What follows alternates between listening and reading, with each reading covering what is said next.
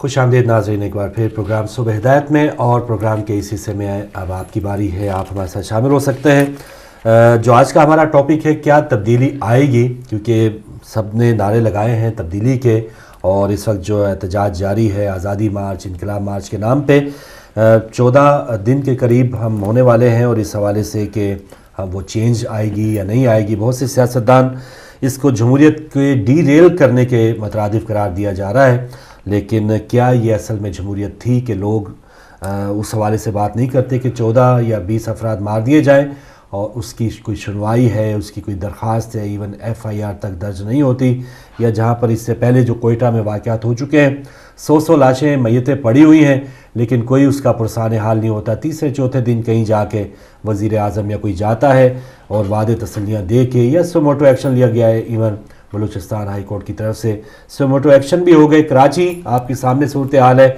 इस्लामाबाद को 245 के तहत तो फ़ौज के हवाले किया गया है, लेकिन क्या कराची के हालात बेहतर करना ये किसी भी हुकूमत की ज़िम्मेदारी नहीं है। तो बहुत से ऐसे मामलात हैं, हमारे दफातर हैं, हमारे महकमे हैं, क्या वो ऐसे ही है जैसे हम यहाँ वेस्ट में बैठे हैं, ये भी जमहूरी ममालिक है? क्या यही सूरत हाल यहाँ पे भी है कि जमहूरियत भी है लेकिन करप्शन भी है, और जो भी आपके सामने सियासतदान कोई करप्ट है उसको इलेक्शन लड़ने की भी इजाज़त है। आइन में आर्टिकल 62, 63 भी है। यानी ये दोनों चीज़ें जो पाकिस्तान में चल रही हैं कि इस्लाम के नाम के ऊपर तो पाकिस्तान बना, लेकिन सबसे ज़्यादा नुकसान इस्लाम को पाकिस्तान के अंदर ही तकरीबकार ऐसे बने कि उन्होंने पूरी दुनिया में एक ऐसा लेबल इस्लाम पे ही या एक तोहमत ऐसी बना दी इस्लाम पे कि इस्लाम के नाम लेवा ही अब वो परेशान है कि हम अपने आप को मुसलमान बाहर कैसे कहें। तो ये तमाम जो सूरत हाल है, इसको देखते हुए दो जो बड़ी सियासी जमातें हैं, पाकिस्तान अवामी तहरीक को के कौमी असम्बली में उसकी नुमाइंदगी नहीं है, लेकिन जिस किस्म का डिसिप्लिन उनके लोगों में, उनकी ख़वातीन में, बच्चों में आया, कल एक फुटेज देख रहे थे कि वो 3 नस्लें वहाँ पे एहतजाजी जुलूस में शामिल हैं। तो इस किस्म का जो डिसिप्लिन पाकिस्तान अवामी तहरीक के लोगों में नज़र आया है वो डिसिप्लिन किसी और भी जमात में नहीं आया। वैसे तो लोग कहते हैं कि हम भी इतने लोग इकट्ठे कर सकते हैं, लेकिन वो कितने दिन के लिए इकट्ठे होते हैं या उनमें कितने सरकारी, ज़ाहिर है जो भी सरकारी जमात जलसा करती है उसमें हमारी तारीख है कि टीचर्स, पटवारी या कुछ इस किस्म के सरकारी जो मुलाजमीन उनको पकड़ धकड़ करके लाया जाता है और अपना एक दिन का वो शो किया जाता है। लेकिन यहाँ पर देख लें कि बारिशें भी हो गई, तूफ़ान भी आ गए, इस किस्म की जो लाठी चार्ज है, कंटेनर्स, इतनी ज़्यादा भूख और मुश्किलात बर्दाश्त करने के बावजूद अगर ये लोग बैठे हुए हैं तो क्या ये जमहूरियत को नुकसान पहुंचाने वाले हैं, मुल्क को नुकसान पहुंचाने वाले हैं, ये मुल्क का भला करेंगे, या जिस तब्दीली का ये ख्वाब लेकर आए हैं क्या इसका साथ देने के लिए और लोगों को भी आना चाहिए? एक बहन ने, जैसे आपने फुटेज में देखा, कि जो TV देख के सिर्फ अपने बातें कुड़ते रहते हैं या अपने इस चेंज की उम्मीद रखे हुए हैं, इस तरह चेंज नहीं आएगी। सब लोगों को उठना होगा ताकि ये तब्दीली वाकई वकूफ़ पज़ीर हो और ऐसे पुराना जो घिसा पिटा निज़ाम है उसको अगर हमने जड़ से ना उखाड़ा तो खुदा न खास्ता अब ये नहीं हो सकता कि 60 साल तो चला है पर मुल्क अब मज़ीद आगे 60 साल इंतज़ार किया जाए। ये डू और डाई वाला मामला है।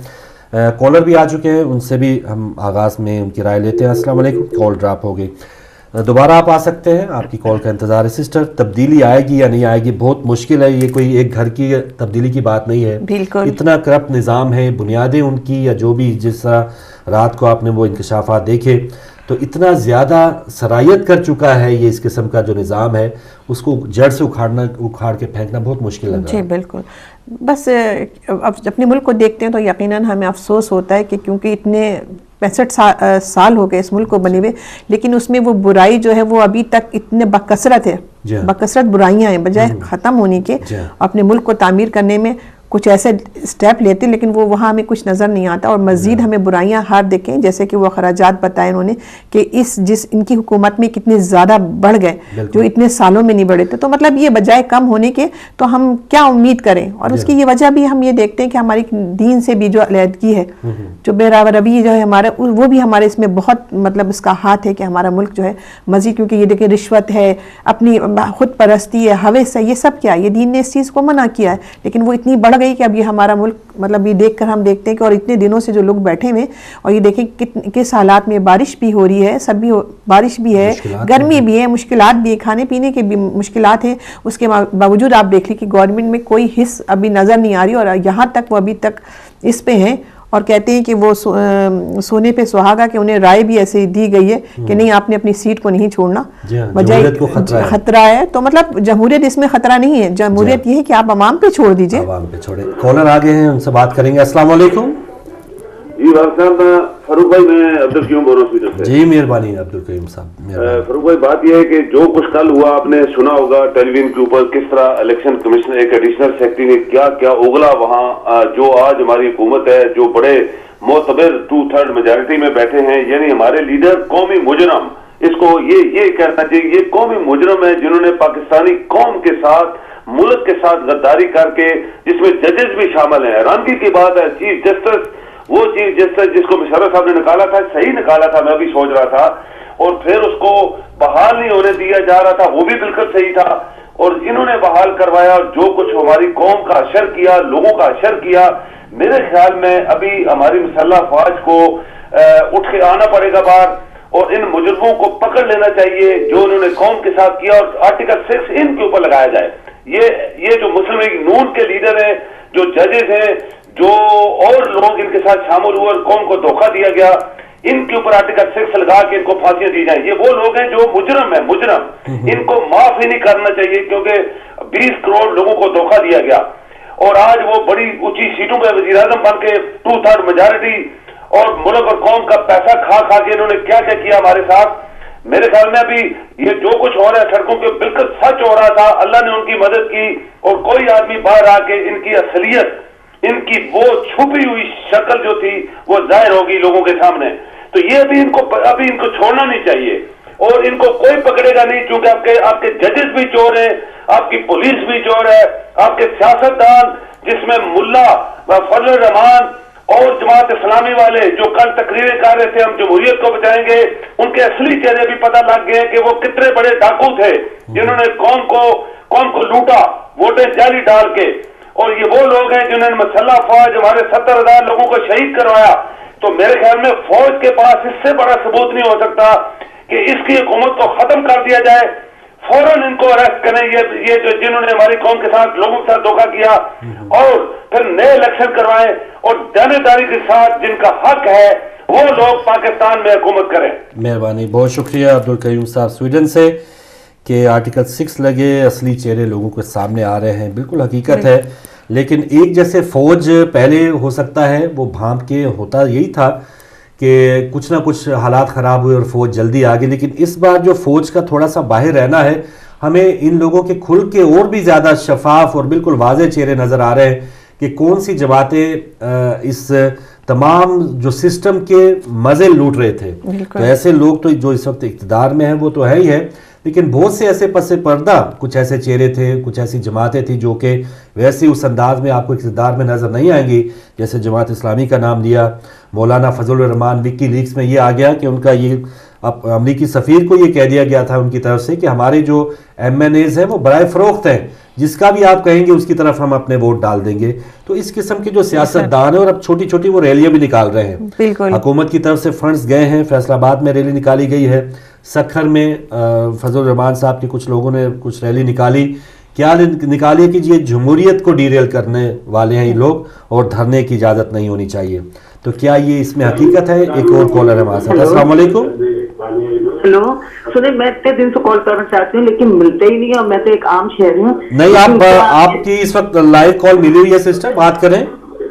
जी हाँ, बस मैं कहना चाह रही थी कि ये मैं हिदायत लब्बैक प्रोग्राम देख रही थी एलेबैक, ठीक है, और मैं यूके से कर रही हूँ, लेकिन मेरी ये समझ में नहीं आ रहा कि भाई बस जल्दी से कोई ये बता दे। मैंने कहा क्योंकि मैं बिल्कुल आम शहरी हूँ, ना मेरा सियासत से कोई ताल्लुक है ना कुछ है, लेकिन इत्तेफाकन मैं इतनी खुश हूँ कि एक पहली दफा मेरी कोई लाइफ कॉल मिल गई इन माई लाइफ। बस मैं कहना चाह रही हूँ कि जब इतने सारे इल्जाम हैं, सिर्फ एक पैगाम उनको दीजिए, इतने सारे इल्जाम हैं, सब कुछ है, तो नवाज शरीफ का जो सिविल उसका है नाफरमानी का, तो भाई कहते हैं कि आप अपनी, क्योंकि नवाज शरीफ साहब ना अपनी कुर्सी छोड़ना चाह रहे हैं, बस उनको ना आवाम चाहिए ना पैसा चाहिए, नवाज शरीफ साहब को ना आवाम चाहिए ना पैसा, तो सब वो कुर्सी के लिए कर रहे हैं। तो बस जितने टैक्स वगैरह जो है उनको 1 साल के लिए कुछ आवाम को रिलीज कर दिया जाए, और उसके बाद वो अपनी कुर्सी संभाल ले रहे हैं, अपने खजाने से, इस तरह उनका पैसा भी वापस हो जाएगा, अपने खजाने से वो मुल्क को चलाना थोड़ी सी देर के लिए, और उनकी मतलब इज्जत रह जाएगी इस बात पे। अगर ये कहा जाए कि इस धरने की वजह से हम लोग आइंदा फिर कोई धरना देगा? तो उसका जवाब ये कि धरना नहीं जाएगा, क्योंकि पहले जब शहीद होते रहे तो इमाम बारगाह में मैयतें बनती रही। अब किसी की इमाम बारगाह में मैयत बनती नहीं बनती और सब अपने अपने कब्रिस्तान चले जाते हैं। लिहाजा हर कोई बात पहले ज्यादा यूजफुल होती है। अब आइंदा कोई धरना भरना नहीं होगा, ये लास्ट एंड फाइनल धरना है। लिहाजा उनसे ही कह दें कि अगर सिविल इस तरह अवाम भी खुश हो जाएगी, उनकी कुर्सी भी बच जाएगी और कुछ उनका जो पैसा इस तरह पाकिस्तान भी आ जाएगा। इसलिए मैं कहूँ शायद आप लोग को फनी लगे, लेकिन आम आवाम आपकी राय है। ठीक है बहन, बहुत शुक्रिया आपकी कॉल का।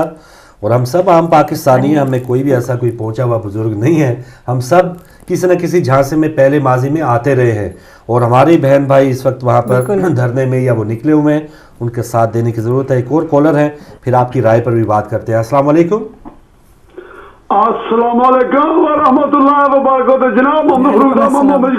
वालेकुम अस्सलाम मोहतरम मोहम्मद याकूब साहब। जनाब आपको और बेटी को अदब के साथ सलाम करता हूँ। आप लोगों की बातें सुन रहा हूँ, इंशाअल्लाह ताला तब्दीली जरूर आएगी। मुझे अफसोस है ऐसे मुसलमानों के ऊपर जो झूठ बोलते हैं फिर मानते भी नहीं। अभी मुझे समझ नहीं आ रही कि फौज क्यों खामोश है। जब छोटी मोटी बात होती है तो उठ जाते हैं, जब इतनी बड़ी तनाली और चीफ जस्टिस जैसे लोग इस तरह की बातें कर रहे हैं तो बहुत अफसोसनाक मामला है कि हुकूमत फौज अभी तक खामोश है और हुकूमत अभी तक डटी हुई है कि हमने कोई गलती नहीं की। इस हुकूमत को फौरी तौर पर जाना चाहिए और इंतखाब नए होने चाहिए और तब्दीली इंशाल्लाह आएगी कि कौम जो है ये जाग उठी है और अभी जाग कर ही रहना चाहिए, क्योंकि शैतानों के ऊपर जब खामोश रहेंगे तो शैतान आपके ऊपर हुकूमत करते रहेंगे। जब उठ जाएंगे तो शैतान का कोई ठिकाना नहीं, फिर सोए कब्र के और सोए जलालत के। मैं दुआ करता हूँ कि पाकिस्तानी कौम अपने हक के लिए खड़ी हो जाए और शैतानों का मुकाबला करे। शैतानों का मुकाबला करने से ही जीता जा सकता है। अगर मुकाबला नहीं करेंगे तो फिर बात यह बनेगी कि बोलेंगे अल्लाह वाले कहाँ चलेंगे जो शैतानों के मुकाबले में नहीं आए। शैतानों के मुकाबले में आना यह अल्लाह वालों की शान है और डट कर शैतानों का मुकाबला करो। झूठ झूठ है, सच सच है, सच का साथ दो, हक का साथ दो।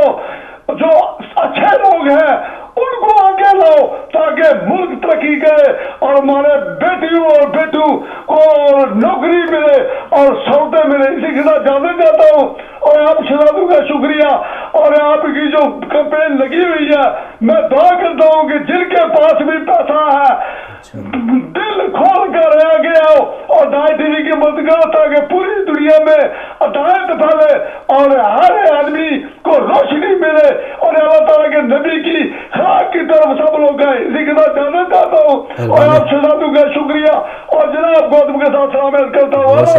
अल्लाह हाफिज़। बहुत शुक्रिया सर। मोहम्मद याकूब साहब लंदन से आप शामिल थे और फ़ौज को वही वो बता रहे हैं कि इन हालात में उनको बहुत जल्दी आ जाना चाहिए और नए इंतखाबात होने चाहिए। फ़ौज आके नए इंतखाबात आती तो फ़ौज है, नए इंतखाबात का वादा भी होता है, लेकिन वो फिर 8-10 साल तक वो इंतखाबात वैसे ही होते हैं जैसे इससे पहले 2002 में भी हुए, रेफरेंडम तक होते रहे हैं। तो बहुत सी खराबियां हैं और ये नहीं कि इसमें फ़ौज या उसके जो हुक्मरान हैं, जो इसमें आपने देख लिया कि 9/11 के बाद हमारे फ़ौजी हुक्मरान ही थे, उसके बाद बहुत सी खराबियाँ आई। फिर 79 में फ़ौजी हुक्मरान थे। रूस की जो जंग है उसके बाद से तालिबान ने हमने वो देखे कि तालिबान कौन है, कलाशनकोव कल्चर आ गया, हेरोइन मंशियात जो है वो गली गली पहुंच गई।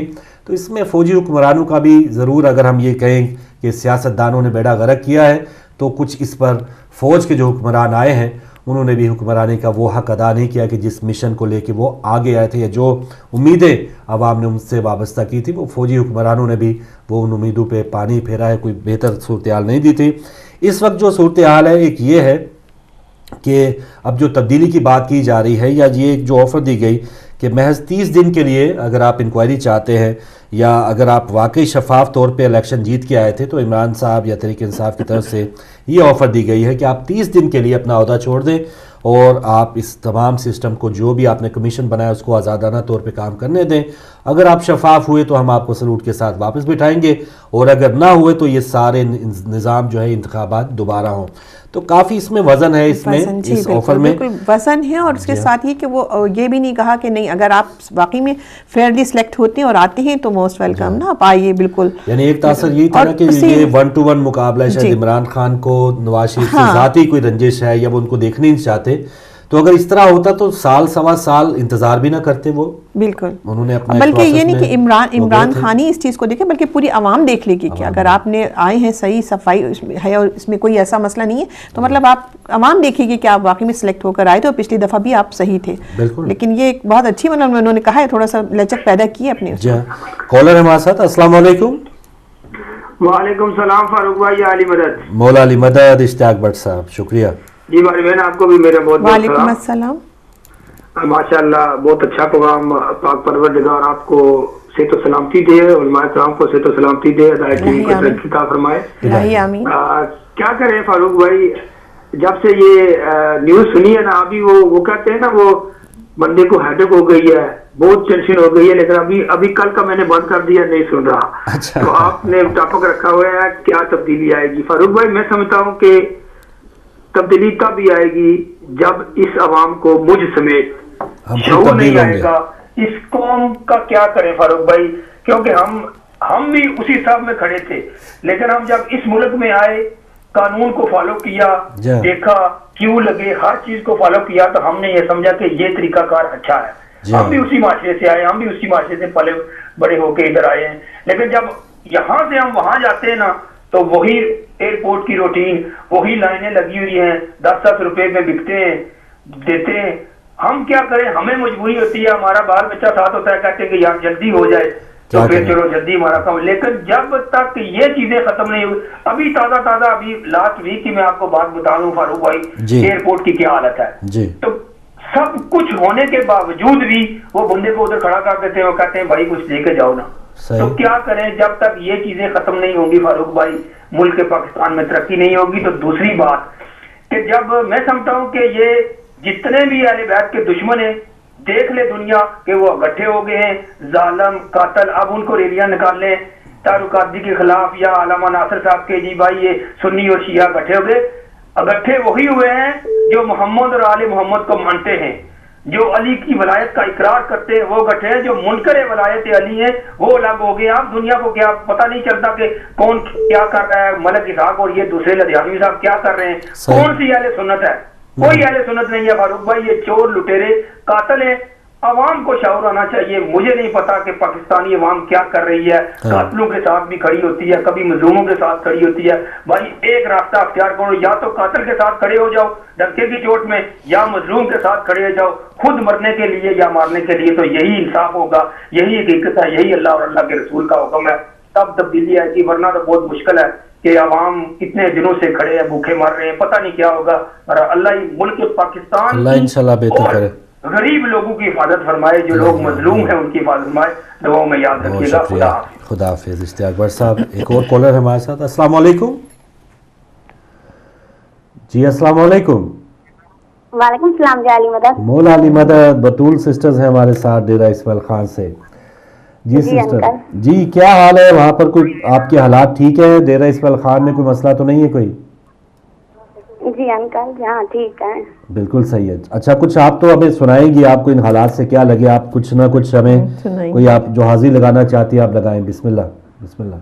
जी अंकल, हम लोग सुनाना चाहते हैं। जरूर सुनाइए। अल्लाहुम्मा सल्ली अला मोहम्मद। चल फराज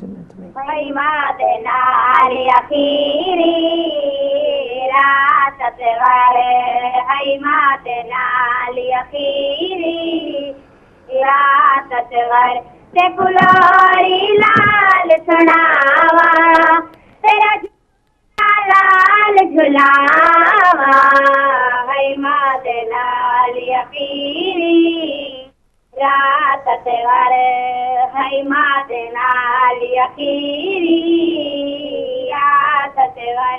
कल बाबे कॉल तसमना है, कल बाबे कॉल तसमना है, अज अपने कॉल समा कुलारी लाल सुनावा है माद नाल अखीरी रात से गए है माद नाल अखीरी रात से गए तेरिया तावाली लोरी दा आवाज करे दिया संपो टेकुआ करीवारी चंद बचड़ा कुरियान सुने दिया संपो तेरे वसे दे झूले दिया से वारे तेरे वसे दे झूले दिया से वारे मैं राज राज डोर हलावा ते कुलारी लाल सुनावा